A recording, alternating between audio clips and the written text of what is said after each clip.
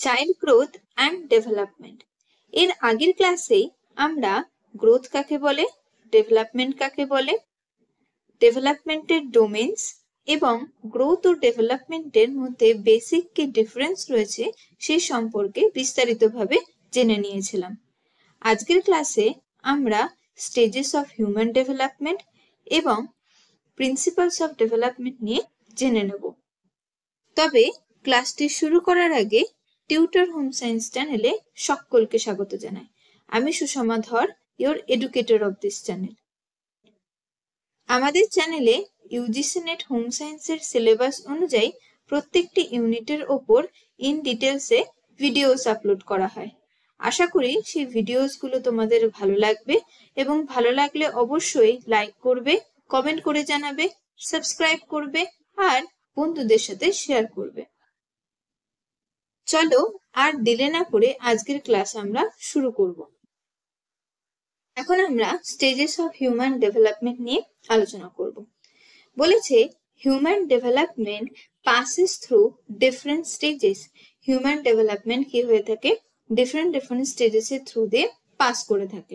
আমরা জানি যে ডেভেলপমেন্ট কথার অর্থ হলো কি বিকাশ, এবং এই ডেভেলপমেন্ট কি হয়ে থাকে, ডেভেলপমেন্ট কিন্তু কনসেপশন থেকে শুরু করে টিল ডেথ পর্যন্ত হয়ে থাকে। মানে থ্রু আউট আওয়ার লাইফ একজন লিভিং অর্গানিজমের বডিতে থ্রু আউট দ্য লাইফ কিন্তু ডেভেলপমেন্ট চলতেই থাকে। এর কিন্তু কোনো স্টপনেস বা এর কিন্তু কোন রকম কোনো সিজেশন হয় না। তাহলে এই যে development through out the life হচ্ছে, তাহলে অবভিয়াসলি একজন হিউম্যান যখন সে ডেভেলপ করছে তার মধ্যে কি হচ্ছে, কনসেপশন থেকে শুরু করে টিল ডেথ পর্যন্ত এই ডেভেলপমেন্ট হচ্ছে। তাহলে এই কনসেপশন থেকে প্রি ডেভেলপমেন্ট পর্যন্ত এর মাঝখানে কিন্তু লটস অফ চেঞ্জেস হয়ে থাকে, যেগুলোকে আমরা স্টেজেসও বলতে পারি। তাহলে এই কারণেই বলছে এটা কি হয়ে থাকে, একজন হিউম্যান যখন ডেভেলপ করছে বা তার ডেভেলপমেন্টকে আমরা বলতে পারি বৈশিষ্ট্যগতভাবে এটা কতগুলো ডিফারেন্ট স্টেজেস এর উপর নির্ভর করে পাস আউট হচ্ছে। বলছে this stages are orderly and sequentially linked with the preceding and succeeding stages. আমরা ডেভেলপমেন্টের ক্ষেত্রে ওর যখন ডেফিনেশন পড়েছিলাম আমরা জেনেছিলাম যে ডেভেলপমেন্ট কি হয়, অবভিয়াসলি অর্ডারলি হয়ে থাকে এবং সিকোয়েন্সিয়ালি। মানে ডেভেলপমেন্ট যখন হচ্ছে তার কিছু প্রিন্সিপালস রয়েছে এবং সেই প্রিন্সিপালস বা রুলের উপর ভিত্তি করে আমরা দেখতে পারবো যে এটা একটার পর একটা হয়। কখনো এরকম নয় যে 4-এর আগে 5, 5-এর আগে 6, 6-এর আগে 8, না, এটা ক্রম অনুযায়ী হবে এবং একটার পর একটা প্রত্যেকটা অর্ডারলি এটা কিন্তু কি হবে, ধীরে ধীরে আমাদের স্কিলের ডেভেলপমেন্ট হতে থাকে, আমাদের ক্যাপাসিটি ধীরে ধীরে বাড়তে থাকে, যেটা আমরা ডেভেলপমেন্টের ডেফিনেশনে পড়েছিলাম। অতএব হিউম্যান ডেভেলপমেন্টও সেম ভাবেই হবে, যেটা অর্ডারলি ওয়েতে হবে, সিকোয়েন্সিয়ালি হয়ে থাকবে এবং প্রত্যেকটা স্টেজ কিন্তু এই যে বললাম যে এই হিউম্যান ডেভেলপমেন্ট কনসেপশন থেকে শুরু করে টিল ডেথ পর্যন্ত এদের মাঝখানে অনেক চেঞ্জেস হয়ে থাকে, তো সেগুলোকে আমরা স্টেজেস বলছি না। তাহলে এই স্টেজেস গুলো কোথাও না কোথাও কি হচ্ছে, একটার সাথে আরেকটা লিঙ্ক আপ হয়ে থাকে। বলছে features unique to each stage change from stage to stage. তবে এই প্রত্যেকটা যে স্টেজের মধ্যে কিছু না কিছু তো চেঞ্জেস হয়েই থাকে। তাহলে এই চেঞ্জেস গুলো কিন্তু প্রত্যেকটা স্টেজে সমান হয় না। যদি আমি একটা উদাহরণ দিয়ে বলি যে একটা ছোট্ট শিশু ইনফ্যান্ট, তার বডিতে যেরকম চেঞ্জেস হবে বা ওই ইনফ্যান্ট অবস্থায় ছোট্ট শিশুর মধ্যে যে বৈশিষ্ট্যগুলো আমি লক্ষ্য করতে পারবো, একটা অ্যাডোলেসেন্স বয় বা অ্যাডোলেসেন্স গার্লের মধ্যে সেই বৈশিষ্ট্যগুলো নিশ্চয়ই লক্ষ্য করা যাবে না, নিশ্চয়ই তার মধ্যে হিউজ একটা চেঞ্জেস আসবে। তাহলে এই দুটো স্টেজ কিন্তু কি হচ্ছে, আলাদা, একে অপরের থেকে অনেকটা ডিফারেন্ট। কিন্তু তুমি ভালো করে লক্ষ্য করো কি বলা হচ্ছে, যে প্রত্যেকটা স্টেজ কিন্তু একে অপরের সাথে যুক্ত। কেন যুক্ত এবার বলি। দেখো ইনফ্যান্ট স্টেজে আমাদের যে সমস্ত বৈশিষ্ট্যগুলো বা যেই সমস্ত অর্গানের ডেভেলপমেন্ট এই সমস্ত হওয়ার দরকার, সেগুলো যদি সঠিকভাবে না হয় তাহলে কি আমি নেক্সট স্টেজে পৌঁছাতে পারবো? তাহলে কি আমি বলতে পারবো সেই বাচ্চাটা সঠিকভাবে স্কুলে যেতে পারবে এবং তারপরে স্টেজ অ্যাডোলেসেন্স স্টেজে পৌঁছাতে পারবে? কখনোই না। দেখা যাচ্ছে বাচ্চাটা সঠিকভাবে হাঁটাচলাই করতে পারছে না, হেলদি বাচ্চা অথচ হাঁটাচলা করতে পারছে না, সঠিকভাবে হয়তো সে দৌড়াতেই শেখেনি কখনো, সে কথা বলতেই শেখেনি কখনো, তাহলে সে কখনোই কিন্তু না স্কুলে গিয়ে সঠিকভাবে পারফর্ম করতে পারবে, না সঠিকভাবে সে অ্যাডোলেসেন্সে যে সমস্ত চেঞ্জেস হবে সেগুলোকে হ্যান্ডেল করতে পারবে। যার কারণেই বলছে যে একটা স্টেজ আর একটা স্টেজের সাথে যুক্ত, মানে আগের স্টেজটায় যদি সঠিক ডেভেলপমেন্ট না হয় তাহলে পরের স্টেজটাই কিন্তু ডিলে হবে। মানে পরের স্টেজটা হয়তো বয়স পেরিয়ে যাবে কিন্তু সেই ডেভেলপমেন্টটা ওভারকাম করতে সেই বাচ্চাটি সময় লেগে যাবে। যার কারণে একটার সাথে আর একটা লিঙ্ক আপ, মানে আগেরটা শেষ হলে তবেই পরেরটা শুরু হবে, কিন্তু প্রত্যেকটা স্টেজের কিছু সাধারণ ডিফারেন্ট বৈশিষ্ট্য রয়েছে। যেরকম অ্যাডোলেসেন্স বয় এবং গার্লের মধ্যে আমরা যে সমস্ত ফিজিক্যাল চেঞ্জেস লক্ষ্য করতে পারবো, হরমোনাল চেঞ্জেস লক্ষ্য করতে পারবো, সেটা কিন্তু একটা ইনফ্যান্টের বডির মধ্যে কখনোই লক্ষ্য করা যাবে না। নেক্সট বলেছে they also vary from person to person. এই যে ডেভেলপমেন্ট অবশ্যই একটা পার্সন থেকে আরেকটা পার্সনের মধ্যে ভ্যারি করে থাকে, Das making us unique in our own way. যার কারণের জন্য ইন্ডিভিজুয়াল ডিফারেন্সেস লক্ষ্য করা যায়। ধরো একটা বাড়িতে তারা যদি জয়েন্ট ফ্যামিলিতে থেকে থাকে, দেখা যাচ্ছে যে জয়েন্ট ফ্যামিলিতে রয়েছে একটা ফ্যামিলি এবং সেখানে দুটো বাচ্চা রয়েছে, এবং দেখা যাচ্ছে তারা মোটামুটি সেম এজেরই, দেখা যাচ্ছে দুজনেরই বয়স 6 মাস। যদি অ্যাপ্রক্সিমেটলি ধরা হয় দুজনেরই বয়স 6 মাস, তাহলে ওই 6 মাস দুটো বয়সের বাচ্চা একই ফ্যামিলিতে থাকছে কিন্তু তাদের প্যারেন্ট আলাদা। তাহলে কি হচ্ছে, তারা জয়েন্ট ফ্যামিলিতে রয়েছে, তাদের প্যারেন্ট আলাদা, মোটামুটি তারা সেম পরিবেশ পাচ্ছে এবং একই বয়সী, কিন্তু তাও তাদের মধ্যে কিছু না কিছু পার্থক্য। কেন কেন পার্থক্যটা লক্ষ্য করা যাচ্ছে? তাদের ওই হেরিডিটির জন্য, যে তার দুজনের তো মা বাবা আলাদা, অতএব সেম পরিবেশে থাকলেও কোথাও না কোথাও জেনেটিক্স এর কারণে কিন্তু পার্থক্য চলে আসছে। কারোর হয়তো জেনেটিক্যালি দেখা যাচ্ছে সেই বাচ্চাটি তার ম্যাচুরেশন আগে হয়ে যাচ্ছে এবং আগে আগে কথা বলতে শিখছে, আবার অন্যদিকে সেম পরিবেশ থাকা সত্ত্বেও অন্য আরেকটি বাচ্চা দেখা যাচ্ছে কিছুটা ডিলে তার মধ্যে হচ্ছে ল্যাঙ্গুয়েজ ডেভেলপমেন্টের ক্ষেত্রে বা অন্যান্য ডেভেলপমেন্টের ক্ষেত্রেও।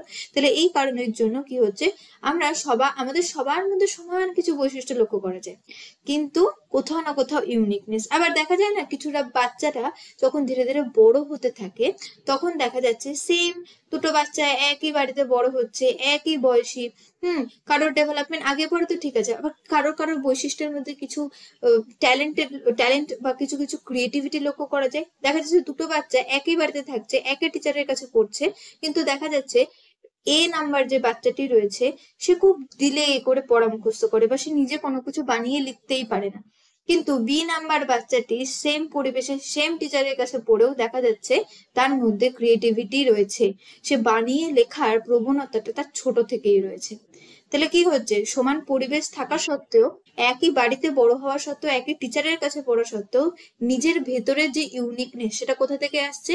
মা বাবার থেকে আসছে, তার হেরিডিটি, যার কারণের জন্য ডিফারেন্সেস লক্ষ্য করা যাচ্ছে। এইটাকেই বলা হচ্ছে ইন্ডিভিজুয়াল ডিফারেন্সেস।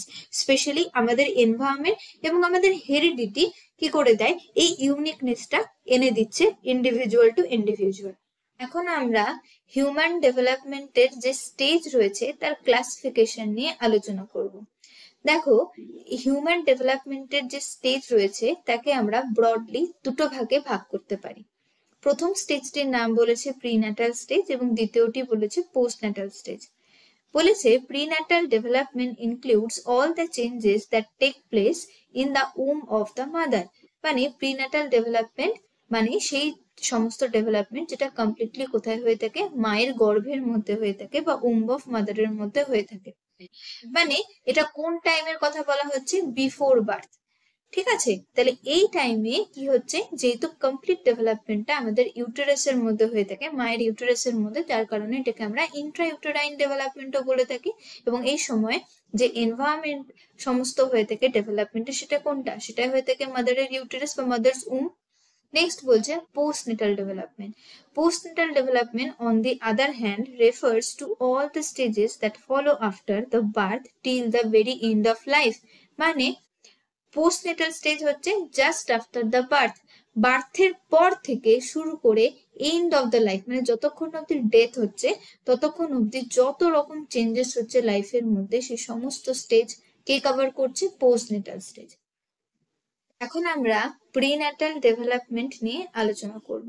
আমরা জেনে নিলাম প্রিন্যাটাল ডেভেলপমেন্ট স্টেজ হচ্ছে সেই স্টেজ যেই স্টেজটা বিফোর বার্থ বা জন্মের আগে একটা শিশুর শরীরে কি কি রকম ভাবে চেঞ্জেস আসছে সেটাকেই আমরা জেনে নেব। তবে এখানে আমরা পার্টিকুলারলি ফোকাস করব যে কনসেপশন পিরিয়ড।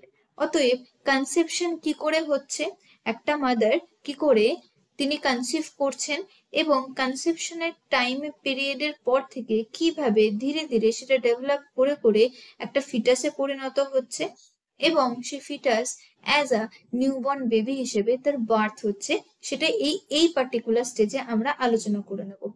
বলছে the process of growth and development within the womb, মানে প্রিন্যাটাল ডেভেলপমেন্টাল স্টেজে আমরা অলরেডি জেনে নিচ্ছি যেখানে কমপ্লিটলি সমস্ত রকম চেঞ্জেস, সমস্ত রকম গ্রোথ ডেভেলপমেন্ট কোথায় হয়ে থাকে, মাদার্সের উম্বের মধ্যে হয়ে থাকে। in which a single cell zygote becomes an embryo, a fetus and then a baby। জানি যেটা আমরা জাইগোট কি হয়, প্রথমে এমব্রায়োতে কনভার্ট হয়, দেন এমব্রায়ো থেকে ফিটাসে কনভার্ট হয় এবং ফিটাসকে আমরা অ্যাজ আ নিউবর্ন বেবি বলে থাকি কারণ তারপরে তার বার্থ হয়ে যাচ্ছে।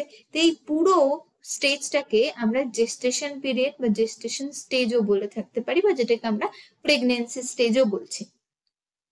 অতএব আমরা আগে আলোচনা তো করেছিলাম, তবে এখানে আর একবার ব্যাপারটাকে রিকল করে নিই যে আমাদের সেল করকম হচ্ছে দুরকম হয়ে থাকে, জার্ম সেল এবং সোম্যাটিক সেল। এই জার্ম সেলের কথা যেটা আমরা বলছি সেটা স্পেশালি রিপ্রোডাক্টিভ সেলস হয়ে থাকে, মানে যারা কি হয় রিপ্রোডাকশনের জন্য রেসপন্সিবল হয়ে থাকে। তাহলে এই জার্ম সেলস থেকে কি হচ্ছে, আমাদের গ্যামেটস তৈরি হচ্ছে। যেরকম ফিমেলদের বডিতে কি হচ্ছে না, ওভা বা এগ তৈরি হচ্ছে এবং মেলদের বডিতে গ্যামেট হিসেবে স্পার্ম তৈরি হচ্ছে। তাহলে এই মেল গ্যামেট স্পার্ম এবং ফিমেল গ্যামেট এগ, এদের দুজনের মেটিং হচ্ছে এবং মেটিং এর ফলে কি হচ্ছে, জাইগোট তৈরি হচ্ছে। এই মেটিং কে আমরা বলতে পারি ফার্টিলাইজেশন। তাহলে এই ফার্টিলাইজেশনের পরই যে সিঙ্গেল সেল একটা লিভিং অর্গানিজম তৈরি হচ্ছে তাকেই আমরা বলছি জাইগোট। তবে জাইগোট তো সিঙ্গেল সেল, মানে ওর মধ্যে সেলের সংখ্যা কত, একটা। কিন্তু যখন ও এমব্রায়োতে কনভার্ট হচ্ছে তখন কিন্তু সেখানে সেলের নাম্বার এক থাকছে না, সেটা ধীরে ধীরে তার গ্রোথ হচ্ছে, ম্যাচুরেশন হচ্ছে, ডেভেলপমেন্ট হচ্ছে এবং সে এমব্রায়োতে পরিণত হচ্ছে এবং কিছু টাইমের পর সেখানে আরো ফার্দার গ্রোথ, ডেভেলপমেন্ট এবং ম্যাচুরেশনের পর সে ফিটাসে পরিণত হচ্ছে এবং তারপরে তার বার্থ হচ্ছে। The normal prenatal development lasts about 39 to 40 weeks। এতদিন সময় লেগে যাচ্ছে যে একটা ডিউরেশন হয়ে থাকে প্রেগনেন্সির। এই সময়ের মধ্যে একটা জাইগোট কমপ্লিটলি ফিটাসে পরিণত হচ্ছে এবং তার আলটিমেটলি তার বার্থ হচ্ছে। and is divided into 3 stages। যেটা আমরা বললাম প্রথম যে স্টেজটাকে বলা হচ্ছে germinal stage, next stage embryonic stage এবং third stage fetal stage. Germinal stage বুঝতেই পারছো, যে স্টেজে আমরা দেখতেই পাচ্ছি জাইগোট ফর্ম হচ্ছে এবং ইন ডিটেলস আমরা এটা নিয়ে আলোচনা করব। এমব্রায়োনিক মানে বুঝতেই পারছো যেখানে এমব্রায়োকে নিয়ে কথা বলা হচ্ছে, এমব্রায়োর ডেভেলপমেন্ট নিয়ে, এবং ফিটাল স্টেজ যেখানে ফিটাস ডেভেলপমেন্ট কি করে হচ্ছে, কি কি রকম ক্যারেক্টারিস্টিক্স আমরা এর মধ্যে লক্ষ্য করতে পারবো, এই নিয়ে আলোচনা করা হচ্ছে। অতএব এখান থেকে ইন জিস্টে আমরা কি বুঝতে পারলাম যে প্রিন্যাটাল ডেভেলপমেন্ট হচ্ছে সেই স্টেজ যে স্টেজ জাস্ট বিফোর বার্থ, কিভাবে একটা মাদার্সের উম্বের মধ্যে একটা শিশু কি করে ধীরে ধীরে বেড়ে উঠছে, কারণ প্রথমে সে কিন্তু একটা সিঙ্গেল সেল থেকে থাকে যাকে আমরা জাইগোট বলে থাকি। তো সেই জাইগোট কিভাবে ধীরে ধীরে এমব্রায়ো এবং এমব্রায়ো থেকে ফিটাসে পরিণত হচ্ছে এবং তার অল ওভার ডিউরেশন, এই পিরিয়ডটাকে আমরা জেস্টেশন পিরিয়ড বলতে পারি। এবং এই যে জাইগোট থেকে এমব্রায়ো, এমব্রায়ো থেকে ফিটাস স্টেজ আমরা বলছি, এর পার্টিকুলার নেম রয়েছে। যেরকম কোন একটা স্টেজকে বলা হচ্ছে জার্মিনাল, তারপরের স্টেজকে বলা হচ্ছে এমব্রায়োনিক এবং তারপরের স্টেজকে বলা হচ্ছে ফিটাল স্টেজ। তাহলে এই সমস্ত স্টেজকে, অল ওভার যে ডেভেলপমেন্ট, এই সবটাকে আমরা কি বলবো, প্রিন্যাটাল ডেভেলপমেন্ট বা যেটাকে আমরা বলবো বিফোর বার্থ ডেভেলপমেন্ট। প্রথমেই বলেছে জার্মিনাল স্টেজ। এই জার্মিনাল স্টেজ হচ্ছে প্রিন্যাটাল ডেভেলপমেন্টের প্রথম স্টেজ। বলেছে the time period is about 0 to 2 weeks। এই জার্মিনাল স্টেজে যে অল ওভার ডেভেলপমেন্ট হয়ে থাকে, তো তার টাইম পিরিয়ড হয়ে থাকে অ্যাপ্রক্স 0 থেকে 2 weeks। তবে এটা একটা অ্যাপ্রক্স টাইম, এর ইন বিটুইন টাইমের মধ্যেও প্রপার ডেভেলপমেন্ট হয়ে যেতে পারে। বলছে in this period the uterine implantation occurs in the mother's. এই যে বলছি যে জার্মিনাল স্টেজে ডেভেলপমেন্ট হচ্ছে বা এটা প্রিন্যাটাল ডেভেলপমেন্টের প্রথম স্টেজ, তাহলে এই স্টেজে কি রকমের ডেভেলপমেন্ট বা কি কি রকম চেঞ্জেস লক্ষ্য করা যায়? বলছে in this period the uterine implantation occurs, মানে যে প্রথম জাইগোটটা ফর্মেশন হয়েছিল আমরা দেখেছিলাম, যেটা প্রথম single cell living organism form হচ্ছে, তো সেটা কি হচ্ছে, প্রথমে এই জার্মিনাল স্টেজের মাধ্যমে যে ডিউরেশন বলছে 0 থেকে 2 উইকস, এই পার্টিকুলার টাইমের মধ্যে ধীরে ধীরে আরো গ্রো করছে এবং আলটিমেটলি সেটা ইমপ্ল্যান্টেড হচ্ছে ইউটেরাইন ওয়ালে। After fertilization zygote is formed. আমরা জানি যে ফার্টিলাইজেশনের ফলে জাইগোট তৈরি হয়ে থাকে, যেটা একটা সিঙ্গেল সেল লিভিং অর্গানিজম হয়ে থাকে। তো এই যে এটা একটা সিঙ্গেল লিভিং সেল বা লিভিং অর্গানিজম বলতে পারি আমরা, এই জাইগোট ফর্মেশন হওয়ার পরই কিন্তু এটা ইমপ্ল্যান্টেশন হচ্ছে না, এর মধ্যে কিছু চেঞ্জেস লক্ষ্য করা যাচ্ছে। বলছে now the newly form zygote start to grow and divides into multiple sales.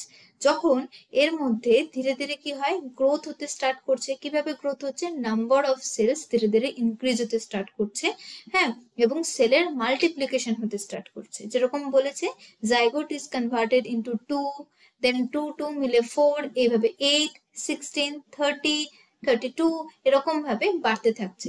এবং বাড়তে বাড়তে একটা টাইমে কি হচ্ছে, বল অফ সেল মাসে পরিণত হচ্ছে, যেটাকেই বলা হচ্ছে ব্লাস্টুলা। এই ব্লাস্টুলা বা এই ব্লাস্টোসিস্ট ফর্ম করার পরে কি হচ্ছে, এই যে ব্লাস্টুলাটা ফর্ম হচ্ছে সেটাই তারপরে ফ্যালোপিয়ান টিউবের মধ্যে থেকে এসে ইউটেরাইন ওয়ালে ইমপ্ল্যান্ট হয়ে যাচ্ছে। Next stage of prenatal development is embryonic stage. এই স্টেজের ডিউরেশন কত, 2 থেকে 8 উইকস পর্যন্ত হয়ে থাকে। After the implantation of blastocyst it is called embryo, মানে যখনই জাইগোট থেকে ব্লাস্টোসিস্ট ফর্ম হচ্ছে এবং ব্লাস্টোসিস্ট যখনই ইউটেরাইন ওয়ালে ইমপ্ল্যান্ট হয়ে যাচ্ছে, তখন সেটাকে আমরা কি বলে থাকবো, এমব্রায়ো বলে থাকবো। এবার এই পার্টিকুলার স্টেজে কিছু ইম্পর্টেন্ট ইভেন্টস হয়ে থাকে। ফার্স্ট ইভেন্টের কথাই বলেছি, সেল ডিফারেন্সিয়েশন অকার্স। বলছে 3 জার্ম লেয়ার্স এখানে ফর্ম হয়ে থাকে, এক্টোডার্ম, এন্ডোডার্ম এবং মেসোডার্মের কথা এখানে বলা হচ্ছে। তাহলে এই জার্ম লেয়ারটা কি বা জার্ম লেয়ারের প্রয়োজনটা কি?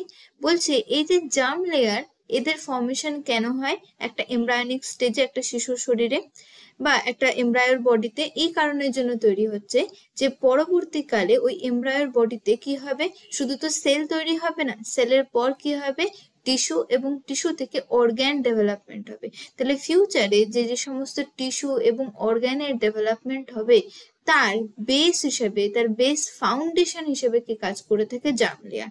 এবং এই জার্ম লেয়ার থেকে কি হবে, different specific type of tissues এবং অর্গ্যানসের ডেভেলপমেন্ট হবে। তাহলে কটা জার্ম লেয়ার তৈরি হচ্ছে, 3টে জার্ম লেয়ার, এক্টোডার্ম, এন্ডোডার্ম এবং মেসোডার্ম। এই এক্টোডার্ম যে লেয়ার রয়েছে, এই লেয়ার থেকে তাহলে কোন কোন স্পেসিফিক টিস্যুস বা অর্গ্যানসের ডেভেলপমেন্ট হচ্ছে? দেখো বলছে brain, spinal cord, nerve, skin, nails, hair.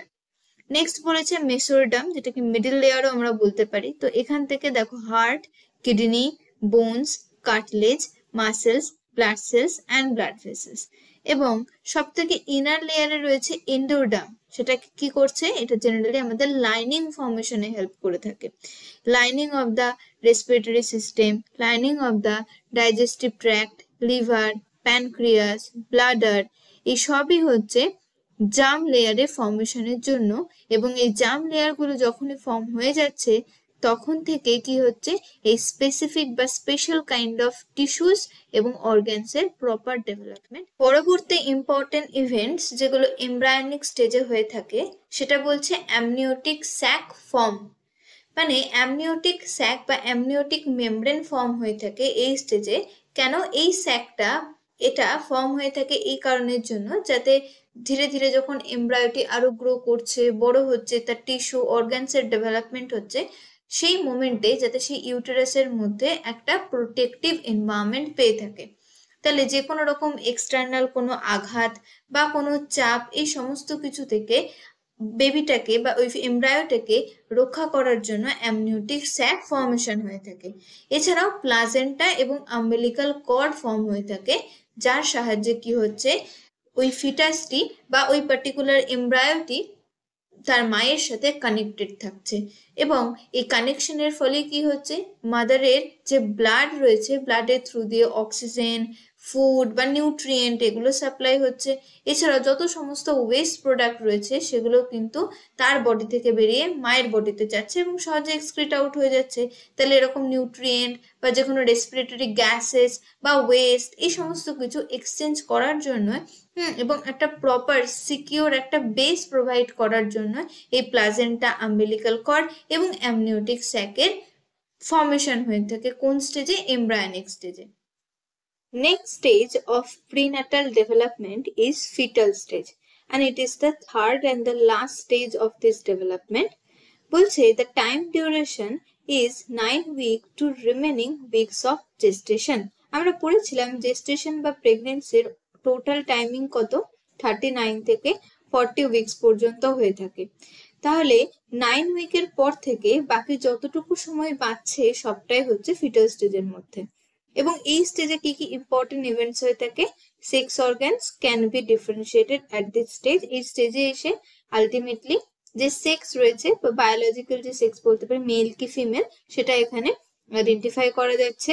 এবং more refinement of organs for development আমরা দেখলাম এর আগের স্টেজেই যে এমব্রায়োনিক স্টেজে কি হচ্ছে, ডিফারেন্ট জার্ম লেয়ার তৈরি হচ্ছে এবং জার্ম লেয়ার থেকে ডিফারেন্ট টিস্যুস এবং অর্গানসের ডেভেলপমেন্ট অলরেডি স্টার্ট হয়ে যাচ্ছে, কিন্তু সেটা কমপ্লিটলি ফুলফিল হচ্ছে না। বাট ফিটাল স্টেজে এসে কি হতে থাকে, যেগুলো কমপ্লিটলি ফুলফিল হয় না সেই প্রত্যেকটা স্টেজ গুলো আরো রিফাইন্ড ওয়েতে ডেভেলপ করতে থাকে এবং একটা কমপ্লিট বেবিতে সম্পূর্ণ হচ্ছে এই ফিটাল স্টেজে বিফোর দ্য ডেলিভারি। প্রিন্যাটাল স্টেজে কমপ্লিট ডেভেলপমেন্ট হওয়ার পর একটা বেবির জন্ম হচ্ছে এবং তার জন্ম হওয়ার পর টিল ডেথ পর্যন্ত যে স্টেজটা চলছে তাকে আমরা পোস্টন্যাটাল স্টেজেস বলে থাকি। এবং এই স্টেজেস এর আন্ডারে অনেকগুলো আবার সাব স্টেজেস রয়েছে, তাদের নাম এবং তাদের বয়সগুলো এখন আমরা জেনে নেব। প্রথমেই বলেছি ইনফ্যান্ট স্টেজ, যেই স্টেজকে কি বলা হচ্ছে 0 থেকে 18 মান্থস পর্যন্ত তার বয়স এখানে উল্লেখ করা হয়েছে। আমরা প্রথম যখন একটা শিশু জন্মাচ্ছে তাকে প্রথমেই আমরা ইনফ্যান্ট বলি না, তাকে জেনারেলি 1 থেকে 2 মাস পর্যন্ত আমরা নিওনেটস অথবা নিউবর্ন বেবি বলে থাকি এবং তার রিমেনিং টাইম পর্যন্ত আমরা তাকে ইনফ্যান্ট বলে থাকি। ইনফ্যান্টের পরের স্টেজ রয়েছে টডলারহুড বা টডলার, তাহলে এদের বয়স সীমা কত? 18 মান্থস থেকে 3 ইয়ার্স পর্যন্ত। নেক্সট বলেছে প্রি স্কুলের এজ, মানে এই বয়সে বাচ্চারা স্কুলে যাওয়ার আগে বা প্লে স্কুল বা যে সমস্ত প্রি প্রাইমারি এডুকেশন দেওয়া হয় এই স্কুলে দেওয়া বা এই টাইমে দেওয়া হয়ে থাকে। তো তার বয়স সীমা কত? সেটা হয়ে থাকে 3 থেকে 5 ইয়ার্স। নেক্সট বলছে গ্রেড স্কুলার বা যেটাকে আমরা মিডল চাইল্ডহুডও বলতে পারি, সেটা কত হয়েছে? 5 থেকে 13 ইয়ার্স পর্যন্ত। তারপরে চলে আসছে অ্যাডোলেসেন্স পিরিয়ড বা টিনেজার, যেটা কত হয়ে থাকে 13 থেকে 21 ইয়ার্সও হয়, আবার কোথাও কোথাও 18 ইয়ার্সও লেখা থাকতে পারে। নেক্সট বলছে আর্লি অ্যাডাল্টহুড বা ইয়াং অ্যাডাল্টহুড, তো সেটা কত হয়ে থাকে? আইদার 21 থেকে 39 ইয়ার্স অথবা 18 থেকে 39 ইয়ার্স পর্যন্ত হয়ে থাকে। নেক্সট মিডল অ্যাডাল্টহুড বা মিডল এজ অ্যাডাল্ট কত হয়ে থাকে? 40 থেকে 65 পর্যন্ত। রিমেনিং 65 থেকে টিল ডেথ পর্যন্ত হচ্ছে ওল্ডার অ্যাডাল্টস। তাহলে এই অল ওভার সাব স্টেজেস গুলো কার আন্ডারে পড়ছে? Postnatal stages. এবং এই বার্থ থেকে শুরু করে টিল ডেথ পর্যন্ত কিন্তু আমাদের ডেভেলপমেন্ট কন্টিনিউ চলতেই থাকছে। আমরা প্রিন্সিপালস অফ ডেভেলপমেন্ট নিয়ে আলোচনা করব। আমরা জেনেছিলাম ডেভেলপমেন্ট কি হয়, কিছু পার্টিকুলার প্রিন্সিপালস বা কিছু রুল মেনে চলছে এবং এটার উপর বেস করে একজন হিউম্যান তার অল ওভার লাইফে ডেভেলপ করতে থাকে। প্রথম যে প্রিন্সিপালটি বলেছি সেটা বলছে continuity. Development is a continuous process that begins in the um and continuous through out the life. মানে আমরা জেনেছি আগেই যে ডেভেলপমেন্ট হলো এমন একটা প্রসেস যেটা কন্টিনিউয়াসলি চলতে থাকে, যেটা কনসেপশন থেকে স্টার্ট করছে এবং টিল ডেথ পর্যন্ত চলছে, যার জন্য এটাকে আমরা বলতে পারি যে এটা একটা life long process. Next principle বলেছে প্রেডিক্যাবিলিটি। Children's development follows a predictable pattern, with children acquiring abilities and reaching milestones in a specific order. মানে একটা ছোট্ট বাচ্চা বা ছোট বাচ্চারা কিভাবে তারা ডেভেলপ করবে বা কোন এজে তারা কোন পার্টিকুলার স্কিলটা ডেভেলপ করতে পারে তার একটা জেনারেল একটা আইডিয়া রয়েছে, এবং বিভিন্ন শিশু মনোবিদ যারা রয়েছেন তারা এই রিলেটেড অনেক থিওরিজ তারা প্রোভাইড করেছেন, এবং তারা এখানে বলেছেন যে কোন বছর বয়সে একটা শিশুর মধ্যে কিরকম ডেভেলপমেন্ট তারা অ্যাকোয়ার করতে পারে। যেরকম আমরা বলতে পারি যখন তারা টডলারহুডে যাচ্ছে তখন তাদের মধ্যে তারা হাঁটতে শিখছে, তারা দৌড়াতে শিখছে, এবং এই সময় তাদের মধ্যে অলরেডি ল্যাঙ্গুয়েজ ডেভেলপমেন্ট স্টার্ট হয়ে যাচ্ছে। আবার যখন তারা অ্যাডোলেসেন্স স্টেজে গিয়ে পৌঁছাচ্ছে সেই স্টেজে তাদের লটস অফ ফিজিক্যাল চেঞ্জেস হচ্ছে, এবং এটা প্রত্যেকটা অ্যাডোলেসেন্স বয় এবং গার্লের মধ্যে কমন হয়ে থাকছে। এবং আগের যে ডেভেলপমেন্টের কথা বললাম এটা প্রত্যেকটা শিশুদের মধ্যে ওই বয়সে কমন বা জেনারেল হয়ে থাকে। তাই এই প্রিন্সিপালে বলা হচ্ছে ডেভেলপমেন্ট কি হয়, প্রেডিক্টেবল হয়। মানে এই বছর বয়সে কি 2 বছর বয়সে বাচ্চারা কিভাবে তারা রিয়াক্ট করবে বা তাদের ডেভেলপমেন্ট কি হবে এটা ইন জেনারেল সবার মধ্যে কমন হয়ে থাকে। নেক্সট প্রিন্সিপাল বলেছে ইন্ডিভিজুয়াল ডিফারেন্সেস। বলছে children are unique and develop at different rates due to heredity and environmental factors. এর আগের প্রিন্সিপালে আমরা পড়লাম যে চিলড্রেন বা শিশুরা কোন বয়সে জেনারেলি কি কি রকম ভাবে তারা গ্রো করবে বা তাদের মধ্যে ডেভেলপমেন্ট বা স্কিল কিভাবে গ্রো করতে পারছে সেটা ইন জেনারেল সবার মধ্যে সমান হয়ে থাকে, বা একটা 2 বছর বয়সের বাচ্চাদের মধ্যে যেই রকম ক্যারেক্টারিস্টিক্স আমরা লক্ষ্য করতে পারবো সেটা জেনারেলি কমন হয়ে থাকে।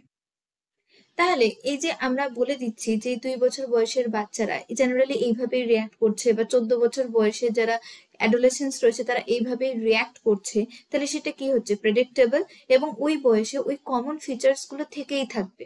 কিন্তু এই কমন ফিচার্স এর সাথে সাথে আমাদের হেরিডিটি মানে আমাদের যে বংশগত যে জিন রয়েছে বা বংশগত কিছু ফ্যাক্টরস রয়েছে বা জেনেটিক কিছু ফ্যাক্টরস রয়েছে, তারা এর সাথে সাথে আমাদের এনভায়রনমেন্ট এরা কি করে দেয়, কিছু না কিছু ইউনিকনেস এনে দেয়। যেরকম একটা ছোট্ট বাচ্চা, সে হয়তো 2 বছরের বাচ্চা যার মধ্যে একই রকম ভাবে ওই দেখা যাচ্ছে তার ল্যাঙ্গুয়েজ ডেভেলপমেন্ট স্টার্ট হয়ে যাচ্ছে, সে দৌড়াতে শিখছে, হাঁটতে শিখছে এই মোমেন্টে, এবং এর সাথে সাথে এগুলো তো কমন, কিন্তু দেখা যাচ্ছে সেই বাচ্চাটার মধ্যে তার হেরিডিটি বা বংশগত ভাবে দেখা যাচ্ছে সে যখন হাঁটছে তার যে গ্র্যান্ড প্যারেন্ট রয়েছে বা তার যে ফাদার রয়েছে তার হাঁটার সাথে সাথে কি লক্ষ্য করা যায়, পার্টিকুলার একটা রিদম, তারা একটা রিদম ফলো করে করে হেঁটে থাকে বা একটু দুলে দুলে হেঁটে থাকে। তাহলে দেখা যাচ্ছে যেহেতু জেনেটিক্যালি চলে আসছে, দেখা যাচ্ছে যে ওই বাচ্চাটা কোথাও না কোথাও হাঁটার সময় কিছুদিন পর তার মধ্যেও সেম কাইন্ড অফ প্যাটার্ন লক্ষ্য করা যাচ্ছে, সে তার দাদুর মতন অথবা তার বাবার মতনই হাঁটছে, এবং তার প্যাটার্ন দেখে তার হাঁটার চলন দেখে আমরা বুঝতে পারছি। তাহলে কি হাঁটতে তো সে সবাই শিখছে, কিন্তু তার ওই পার্টিকুলার প্যাটার্নটা কার মতন, তার দাদুর মতো বা তার বাবার মতন হচ্ছে, তাহলে এটা একটা ইউনিকনেস নিয়ে আসলো। নেক্সট বলছে এনভায়রনমেন্টাল ফ্যাক্টরস। এবার দেখা যাচ্ছে যে 2 বছর বয়সের বাচ্চাদের মধ্যে বললাম যে ল্যাঙ্গুয়েজ ডেভেলপমেন্ট অলরেডি স্টার্ট হয়ে যায়, তো এটা সবার মধ্যে কমন হচ্ছে, একটা হেলদি বাচ্চার মধ্যে এটা কমন হয়ে থাকে। কিন্তু দেখা যাচ্ছে একটি বাচ্চা, যেই বাচ্চাটি তার সঠিক ডেভেলপমেন্ট হয়েছে মানে সে সঠিকভাবে ম্যাচিওর, কিন্তু তাও কোথাও না কোথাও তাকে সঠিক পরিবেশ দেওয়া হচ্ছে না। বলতে দেখা যাচ্ছে যে তার মা বাবা সারাক্ষণ হয়তো ব্যস্ত, বা তার মাও ওয়ার্কিং, তার বাবাও ওয়ার্কিং, এবং বাড়িতে কেউ নেই তার সাথে কথা বলার, যার ফলে কি হচ্ছে সে শুনতেই পারছে না। সে যে ল্যাঙ্গুয়েজে কথা বলবে সেই ল্যাঙ্গুয়েজটা সে সারাদিন শুনছেই না। যদি সে না শোনে, তার লিসনিং যদি প্রপার না হয়, সে কিন্তু কখনোই বলতে পারছে না। অতএব সে ম্যাচিওর কথা বলার জন্য, কিন্তু তার সাথে যেহেতু কেউ ইন্টারাক্ট করছে না, তার ফলে কি হচ্ছে যে সঠিক এনভায়রনমেন্ট না পাওয়ার জন্য, হেরিডিটারি ফ্যাক্টর থাকার সত্ত্বেও, সে বাচ্চাটা হেলদি হওয়া সত্ত্বেও ওই এনভায়রনমেন্ট তাকে বাধা দিচ্ছে, এনভায়রনমেন্ট অ্যাজ আ ব্যারিয়ার হিসেবে কাজ করছে তার ওই পার্টিকুলার ল্যাঙ্গুয়েজ ডেভেলপমেন্টের ক্ষেত্রে।